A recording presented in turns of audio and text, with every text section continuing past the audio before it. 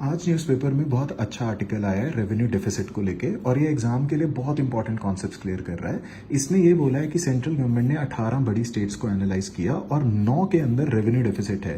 जैसे आप देख सकते हैं हिमाचल में सबसे ज़्यादा है, हरियाणा भी है, पंजाब भी है। अब ये रेवेन्यू डेफिसिट है क्या, इस आर्टिकल में इसे एक्सप्लेन भी किया है और डेटा भी दिया है, पर एक बार समझते हैं। देखो, गवर्नमेंट जब अपना बजट रखता है तो दो अकाउंट्स पे रखता है, रेवेन्यू अकाउंट और capital account. Revenue account day to day खर्चा, एक्सपेंडिचर और रिसिप्ट्स देखता है, इसमें कोई एसेट नहीं बनता, ये सबसे इंपॉर्टेंट है, ये सिर्फ आएगा ही चलाता है।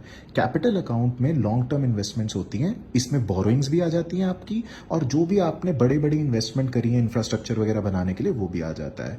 अब गवर्नमेंट को कहाँ से डे टू डे पैसा आता है? टैक्सेस से आ जाता है, रेवेन्यू रिसिप्ट है, और फीस वगैरह से आ जाता है। अब एक और चीज समझनी है, एसेट बनाना कैपिटल अकाउंट में है, उससे इनकम यहाँ है। जैसे रोड बनाना कैपिटल अकाउंट में, उससे जो टॉल आएगा वो इधर। लैंड बनाना या घर बनाना कैपिटल अकाउंट में, उससे जो रेंट आएगा वो यहाँ। और एक्सपेंडिचर क्या है गवर्नमेंट का? Day to day salary, pension, ब्याज जो वो पे कर रहे हैं, स्कीम्स और वो जो फ्रीबीज के अंदर सब्सिडीज में पैसा खर्च कर रहे हैं। तो revenue account day to day expenditure और रिसिप्ट देखता है, इसमें कोई एसेट नहीं बनता।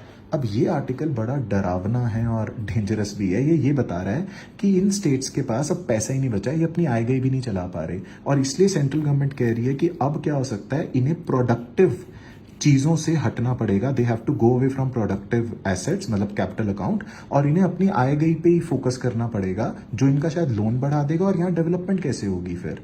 तो इन स्टेट्स को थोड़ा देखना चाहिए। और यहाँ इन्होंने डिफाइन भी किया है कि रेवेन्यू डेफिसिट क्या होता है, जब एक्सपेंडिचर रिकरिंग या डे टू डे आइटम जैसे सब्सिडीज और ब्याज पे कम हो जाता है कंपेयर टू द जो आपका रेवेन्यू आया है फ्रॉम टैक्सेस एंड फीस। अब ये रिपोर्ट मिनिस्ट्री ऑफ फाइनेंस के डिपार्टमेंट ऑफ इकोनॉमिक अफेयर्स ने निकाली है। तो क्या आप मेरे को बता सकते हैं कि डिपार्टमेंट ऑफ इकोनॉमिक अफेयर्स है मिनिस्ट्री ऑफ फाइनेंस में, आज इंडिया में बजट और इकोनॉमिक अफेयर्स कौन सा विभाग निकालता है? Right, so you can tell me in the comments, और इसका आप स्क्रीनशॉट ले लो, दिस इज वेरी इंपॉर्टेंट।